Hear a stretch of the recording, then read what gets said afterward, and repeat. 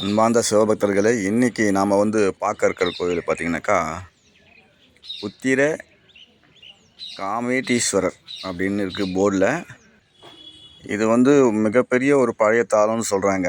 அதாவது இப்போ நம்ம வருஷம் கணக்கே இதை சொல்ல முடியாது. ஏன் அப்படின்னு சொன்னாக்கா, தசரதரே இங்கே யாகம் பண்ணி, அதாவது அந்த காமேட்டீஸ்வரர் ஆலயத்தில் யாகம் பண்ணி, யாகத்து மூலியமாக தான் ராமர் பிறந்தார் அப்படின்றது இங்கே தல புராண வரலாறாக சொல்கிறாங்க. இப்போ இந்த கோயில் பார்த்திங்கனாக்கா புதுப்பிக்கிற பணியில் இருக்குது வேலை. அதாவது ரொம்ப சிதிலம் அடைஞ்சிருந்த கோயிலை இப்போ புதுப்பிக்கிறதுக்காக அந்த பழைய இருக்கிற சுண்ணாம்பெல்லாம் எடுத்துகிட்டு அதை புதுமைப்படுத்துகிறாங்க. அதே சமயத்தில் இங்கே பார்த்திங்கனாக்கா இங்கே இருந்த சிலைகளெல்லாம் ஒவ்வொரு இடத்துல வரித்து எப்போவுமே பூஜை மாமூலாக நடக்கிற மாதிரி பூஜையும் நடந்துன்னு இருக்குது. இது சுற்றிலும் இருக்கக்கூடிய கோயிலில் வேலைப்பாடு செய்துன்னு இடத்த தான் நம்ம வீடியோ எடுத்துன்னு இருக்கிறோம். இன்றைக்கும் வேலை செஞ்சுருந்தாங்க. இன்றைக்கி நான் போன நாள் பார்த்திங்கனாக்கா மாசி மகத்துக்கு தான் நான் போயிருக்கேன். இந்த கோயில் பேர் கேள்விப்பட்டு போனேன். அதான் இது ரொம்ப பழைய கோயில்னு சொன்னாங்க. அவர்கிட்ட தலை வரலாறு கேட்க சொல்ல அவரும் இதை பற்றின விஷயம் கடைசியாக சொல்லியிருக்காரு. அங்கே இருக்கக்கூடிய சுத்தூரம் இருக்கக்கூடிய அந்த கோயிலினுடைய அம்சங்கள் தான் இப்போ நீங்கள் பார்க்குறீங்க. அதை தவிர்த்து இங்கே பரிகார ஸ்தலம்னு அப்படின்னு சொல்கிறாங்க. கல்யாண தடை, அது அந்த மாதிரி இருக்கிறவங்க, நாகதோஷம் இருக்கிறவங்க, அந்த மாதிரி இருக்கிறவங்களும் இங்கே வேண்டின்னு போனால் நிச்சயமாக நடக்குது அப்படின்றதுக்காக நிறைய பேர் வராங்க. நான் அங்கே உட்காந்து சொல்ல பூஜைக்கு கொஞ்சம் 10 நிமிஷம் ஆகும் சாமினார். அந்த நேரத்தில் பார்த்திங்கனாக்கா ஒரு 4-5 பேர் ஃபோனே பண்ணாங்க. நாங்கள் இத்தனாந்தேதி இந்த மாதிரி பூஜை பண்ண போகிறோம் அப்படின்னு சொல்லிட்டு அவங்க நட்சத்திரம், அப்புறம் டேட்டு, என்ன செய்யணும் ஏது செய்யணும் கூட விவரம்லாம் இங்கே சொல்லியிருந்தாங்க. அதெல்லாம் கூட என் காதில் விழுந்துச்சு. ஆனால் நிறைய பேர் வர முடியாதவங்க அந்த மாதிரி பண்ணிவிட்டு கூட நேரில் வந்துடுறாங்க. போய் காசு அனுப்பிச்சிட்டு நீங்களும் அந்த மாதிரி ஒரு சூழ்நிலை உங்களுக்கு இருந்தாலும் நீங்களும் அந்த மாதிரி செஞ்சுக்கலாம். முக்கியமாக இந்த இடத்துல குழந்த பாக்கியம் இல்லாதவங்க வேண்டிக்கிறாங்கன்னு சொன்னாங்க. குழந்த பாக்கியம் இல்லாதவங்க அந்த யாக பூஜை பண்ணாக்கா குழந்த பிறக்குது.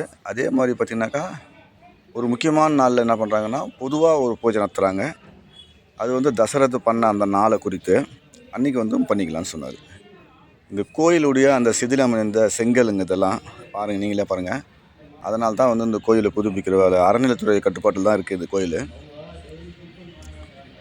இங்கே கிட்ட இருக்கிற ஆள் கண்டிப்பாக பாருங்கள். ஏன்னா இவ்வளோ பழமையான ஆலயம்னு சொல்கிறாங்க. அப்படி பார்த்தா தசரதர் வேண்டிங் போனார்னா அப்போ எத்தனை ஆண்டுகள் அப்படி யோசித்து பாருங்கள். அப்போ காடாக இருந்துச்சுன்னு சொல்கிறாங்க. அங்கே இருக்கிற குருக்கள் கேட்க சொல்ல இது காடாக இருந்தது தான் ஒரு காலத்தில். ஆரண்ய காடு, அது காலப்போக்கில் ஆரணிங்கிற மாறிடுச்சின்னு சொல்கிறாங்க. அம்பாளுக்கு தனி சந்நிதி.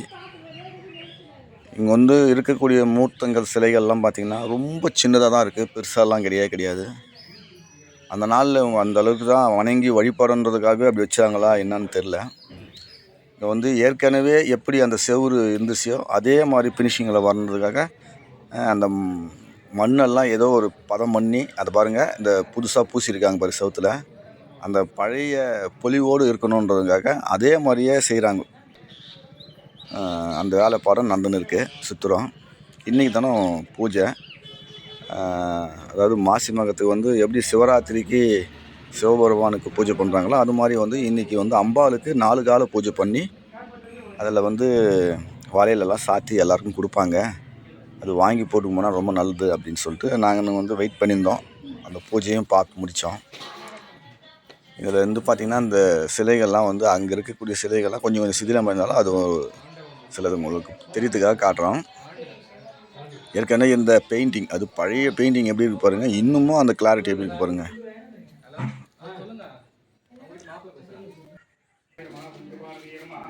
கோயில் ஓரளவுக்கு அந்த பூஜையெல்லாம் நடந்து முடிஞ்சிச்சு.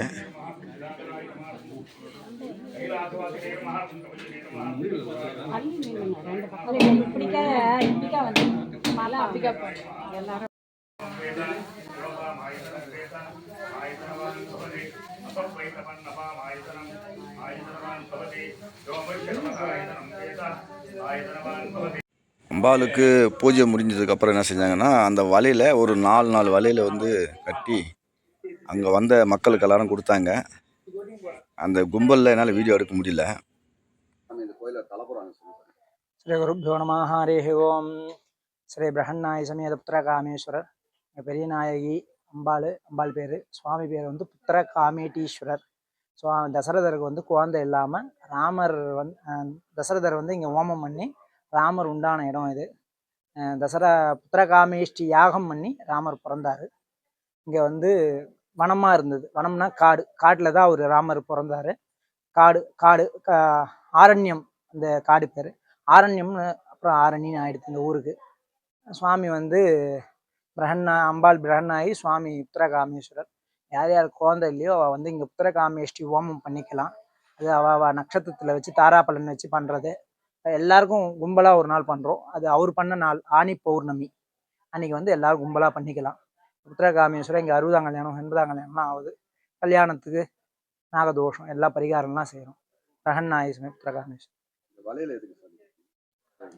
இன்னைக்கு வந்து மாசி மகத்தில் வந்து சிவராத்திரி. மாசியில் எப்படி சிவராத்திரி விசேஷமோ சுவாமிக்கு, மாசி பௌர்ணமி சேர்ந்து வர்றது அம்பாளுக்கு விசேஷம். சுவாமிக்கு எப்படி 4 காலம் பண்ணுறோமோ அது மாதிரி அம்பாளுக்கு 4 காலம் அபிஷேகம் உண்டு. 4 காலத்தில் வளையல் கொடுத்தா ரொம்ப விசேஷம். இன்னைக்கு அந்த மாசி மகத்தை முன்னிட்டு அம்பாளுக்கு வளையல் சாத்தி அந்த வளையல் எடுத்து கொடுத்தா அவ்வளோ புண்ணியம் இன்னைக்கு.